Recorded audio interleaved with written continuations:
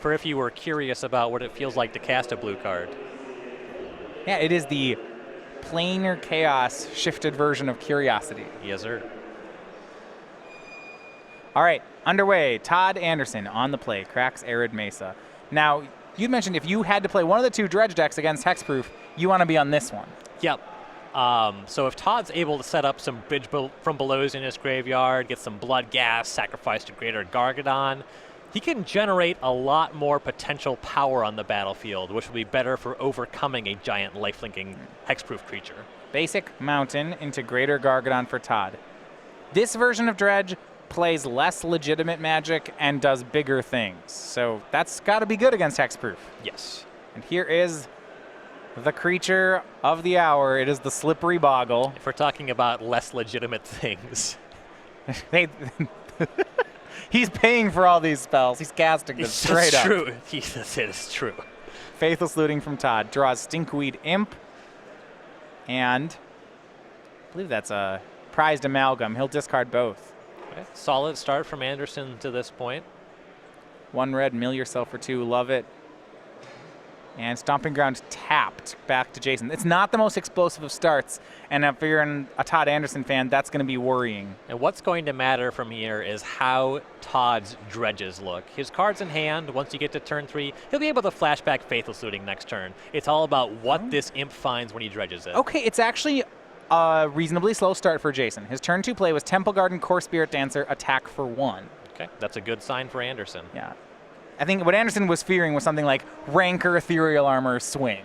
Then you'd be like, oh. More good signs for Anderson fans. This dredge was solid. He found a Grave Troll and a Narcomoeba. Right, so you see him turn that prized Amalgam sideways. He'll get that at the end of his turn. Dackmore Salvage in the yard as well, so Todd will go dredging. And here is Faithless Looting. Show me some blood gas, show me some bridges. Big turn. First, he's going to dredge the Golgari Grave Troll. So 6 cards into the yard. He gets 1 bridge from below. That's it. Lands, Insolent Neonate, other stuff. Bridge from below is the card we care about. If Shriekhorn doesn't do much in play, it does even less in the graveyard. I like they're playing Shriekhorn. I'm a big fan. He's going to dredge Dackmore Salvage. There he goes. He hits a Haunted Dead and Prized Amalgam. So despite it only dredges 2, it hits some real good ones. Okay. And he does get to discard those dredgers yet. Yeah, he'll discard the Troll and the Stinkweed Imp.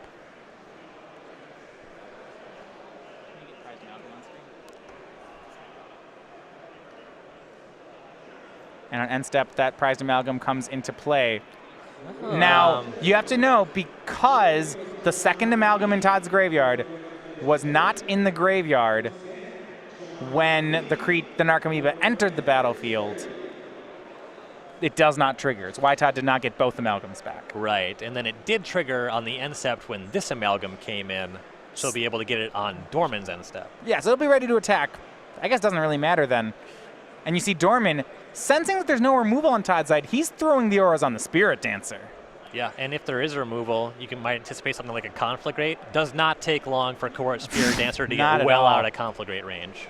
No, well, it's got an Umbra on it too. So it was Spider, Umbra, and Ethereal Armor, both on the core Spirit Dancer. So Spirit Dancer gets +2/+2 for each aura on it. So that's already 4/4. You see a Path to Exile being shot off here. So that'll move it up to a 4/6 just off the auras. The Spider Umbra makes it a 5/7, and then the Ethereal Armor kicks in, so we are at 7/9. First strike reach. Interestingly, the Path was targeting Narcomoeba because the Spirit Dancer does not yet have Trample, but with the Bridge from below and the Greater Gargadon, Anderson just gets a zombie that can jump in the way this turn if he wants to. And that's what he did. This will cost him the Bridge, though. Okay. Remember, as soon as one of Anderson's creatures goes to, well, actually, no, it won't cost him the Bridge. No, that requires Dorman's creature to die. Yeah, so he can just chump block this if he so desires. This deck is complicated. Blocks with zombie, sacks it to Gargadon. Until that Spirit Dancer tramples, Todd is safe. Yeah. Also safe from lifelink.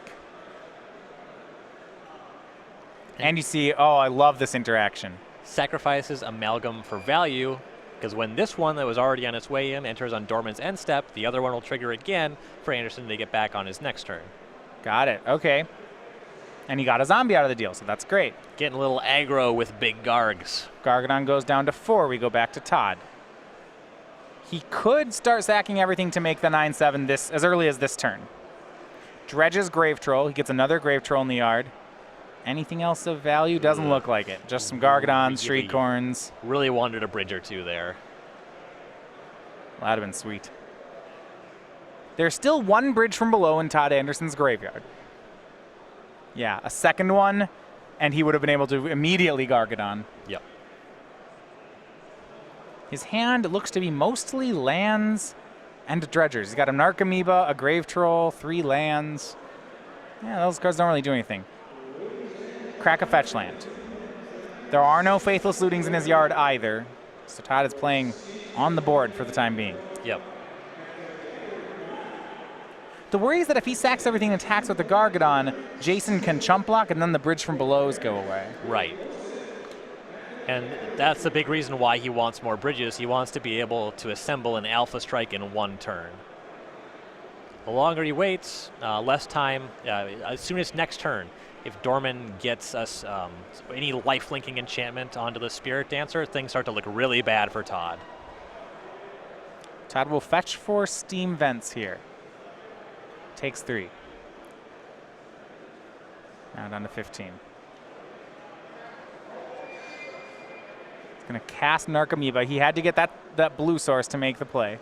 That's why we saw Steam Vents. Taking 3 damage to cast Narcomoeba, not one of the more exciting plays in Modern. Hey, it's like Narcomoeba that comes back as a 2/2. Yeah, it's not that exciting. Sure it's is. Well, it's like a flying young wolf. We'll see. Now, the question here Todd has to make is, does he attack? Does he allow Dorman to chump with the Boggle? And the answer is yes. Yeah, with just the one bridge, he's hoping to hit a really big bridge turn on the following turn. Also has the option to sacrifice to Gargadon before damage. Okay, so if Jason tries to chump block, Todd can... Yeah, so Slippery Boggle will jump in front of Prized Amalgam. Todd says, no, put that back on the battlefield. It might not be dying. We're not done here, buddy. He might sacrifice his Amalgam to the Gargadon to stop the Boggle from dying, and that's exactly what he's going to do. Yep, and he already has a delayed trigger on that other Amalgam, so that Amalgam will be making its way back to the battlefield in time. Gargadon goes down to 3, another zombie in play for Todd. He will get to keep his bridge from below. Very important here. Yes. Jason takes 2. On end step, Todd's prize for that old prized Amalgam comes back, and the other one now is ready to come to play on Jason's end step. A lot of triggers to remember with this deck. This deck's cool. I'm a fan. Dorman, Spirit Mantle, Encore Spirit Dancer. Okay, now we're concerned. That's 3 more. It's up to 10 power. And Spider Umbra. Actually, correction. So the Spirit Mantle counts as 4, so it's up to 11. Both of them count as 4. I believe that's 15. Yeah, it looks like 15. Everything's Yeah, that's exactly 15. Yep. 12 just for having auras. 3 from +1s listed on the card text box. Wow. Yeah, well, it was 10. Yeah, it was 10. 5 auras was 10. Then you had Spirit Mantle makes 11. You have Spider Armor makes 12. Spider Armor makes 13. Ethereal Armor gets... Yeah, all right. We have overkill, I think, perhaps even. Well, what we know is that the game is over. The game is over, yeah.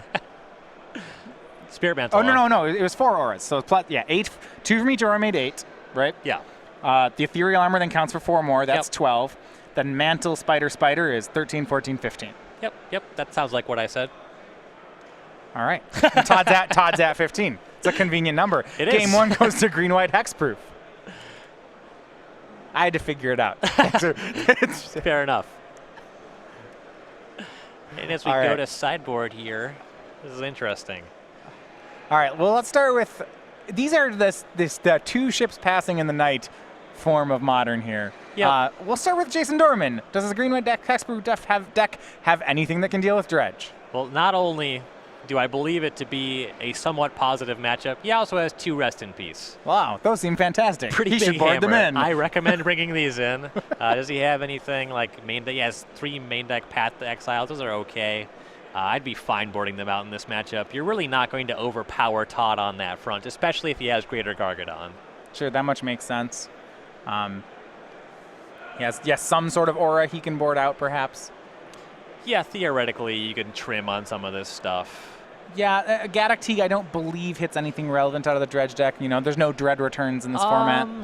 There is Conflagrate. Todd only has 1, though. You don't know that, and it doesn't really matter in this matchup. Because I have Hexproof. Technically correct is the best kind of correct. All right, going to go over to Todd Anderson's sideboard. A lot of hate cards for other matchups. He's got a couple that matter here. Actually, maybe even more. Yeah, so Nature's Claim and Abrupt Decay will both be able to interact with some amount of these auras here. And a card that I think that Todd has to bring in because he knows that the Hexproof deck on its good draws is going to come out of the gates and deal a lot of damage quickly. On its bad draws, Todd should have enough time to execute his game plan. So I imagine that we'll see that Nod of the Bone coming in for Todd. It can function as kind of a Time Walk effect, maybe Time Walk plus, to be able to soak up all the damage that Dorman could theoretically do in 1 turn. That could buy him a little bit of time. So it wouldn't surprise me at all to see Nod of the Bone. Primarily, we're looking at Nature's Claim, Abrupt Decay. And when you're boarding with Dredge, something you have to be very careful about is not diluting your main deck too much.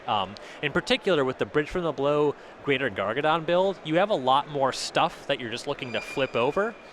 So you don't have as many Dredgers. You don't have the Life from the Loams that we have in the other builds. So it's kind of difficult for Todd to bring in that many cards anyway. All right, so Todd on the play. He's down a game. Turn 1, it is the Shriekhorn. Love it. It's like Tome Scour, but it takes a while to work, and then you throw it to a Gargadon. And it's going to be, now it'll be the Glade Cover Scout from Jason Dorman. It's the other Boggle, the one that's not a Boggle. That which dies is food for the Gargadon. Is that the flavor text on him? No, not even close. All right. Mills 2 more. So you got a Narcomoeba to play for Todd. Now he's boarded in his copy of Nod of the Bone. Yep, and I anticipated that coming in here. Theoretically, in a close game, Todd can swing it just by casting Nod of the Bone. And 3 Faithless Lootings in Todd's hand. He does not have much action right now, but he's hoping to find some. He draws Bloodghast and a land. Well, he'll easily discard the Bloodghast. Oh, yeah. And we'll see what else. He's going to discard another Faithless Looting. Looks like he has a 3rd. Narcomoeba swings for 1. Dorman down to 19.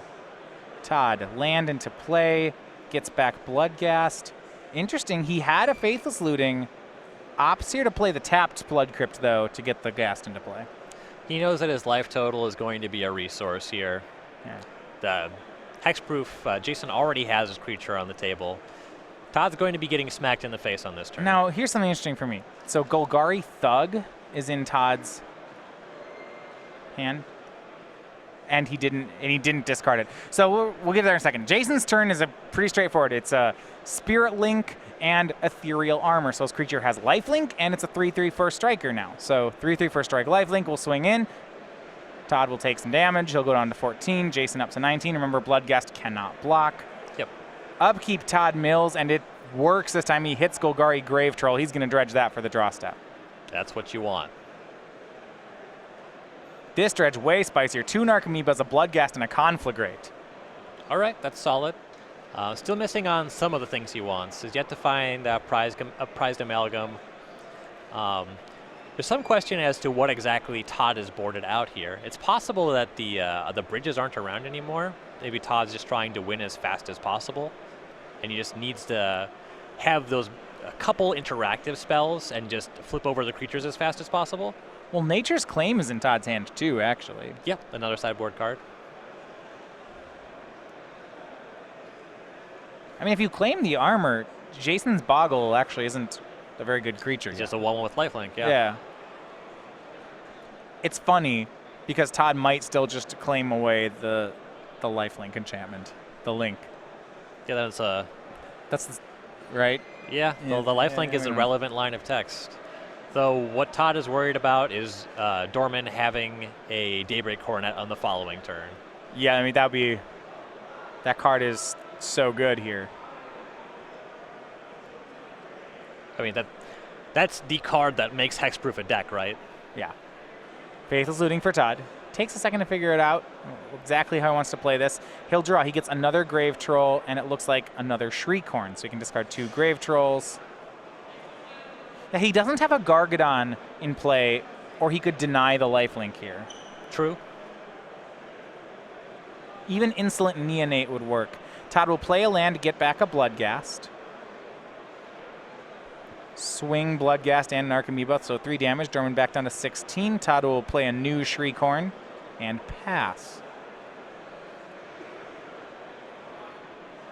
This is going to be the pivotal turn for Dorman here. Does he have the big auras? Does he have more copies of armor? Does he have Daybreak Coronet? On the last turn, coming from here, Todd could have played the Shriekhorn, milled himself, and then if he hits Prized Amalgam on the mill, then when he gets back Bloodghast, Amalgam comes with. Yep. This deck is cool. So all right, there's a lot of stuff. Todd does still have Nature's Claim. So okay, so he wants to hold that up. And he could be worried about Rest in Peace on this turn. Rancor now on the Boggle. Another armor. Oh, this is a disaster. This is okay.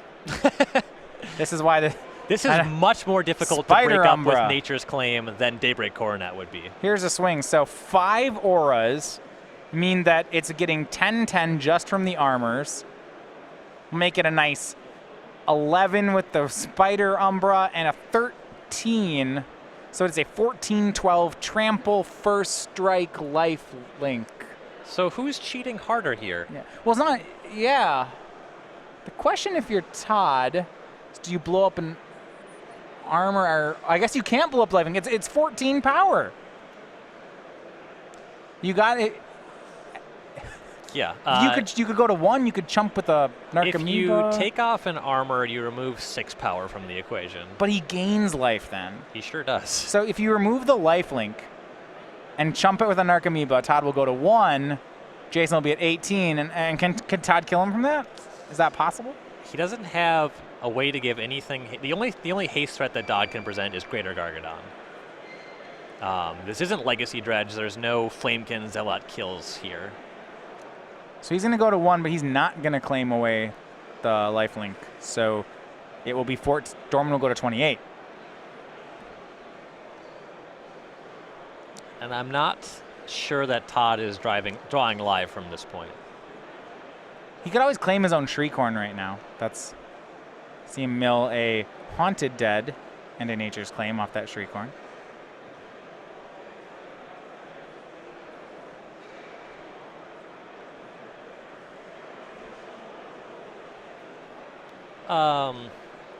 If Todd has a big turn, he could still use the Nature's Claim to take care of the Rancor and survive another hit very easily that way.